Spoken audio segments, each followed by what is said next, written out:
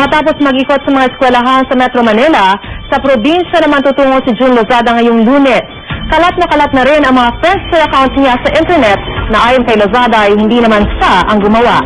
Ito ang weekend report ni Julio Segovia. Kung madalas kang mag-Friendster, hindi na bago sa iyo ang mahigit 4 account ni ZTE Scandal Star Witness Rodolfo Lozada Jr. Nakabalandra ang kanyang mga litrato. Iba't iba ang disenyo. Karamihan, may pasaring pa sa gobyerno. Ayon kay Lozada, wala siyang kinalaman dito. Wala na akong oras mag-Friendster, okay? Di pa nga ako marunong yan actually.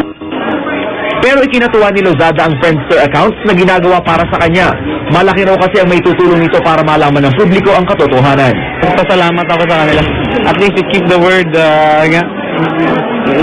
they let the word spread. Sana makarating sa mas marami.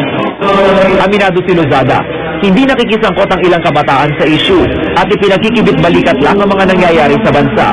Pakiwari raw kasi ng ilan, wala ng pag-asa ang bayan.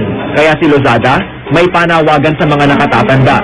Ang gusto ng maling sa matatanda na meron daw magsasabi sa kanila at tatayo sa harapan nila at sasabihin sa kanila na kabataan, meron pang mabubuting Pilipino handang mapuno at maglingkod sa inyo.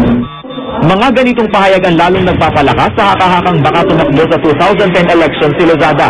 Ngayon pa nga lang, kumakalat na ang mga text message hinggil sa kanyang kandidatura. Bagay na tinawanan lang ni Lozada. Sir, may mga text messages po na nagsisirculate today na ano naman yun, bago na for president. Magagalit ang mga sisters. Nauna nang sinabi ng palasyo na maituturing na maagang pangangampanya ang mga ginagawa ni Lozada.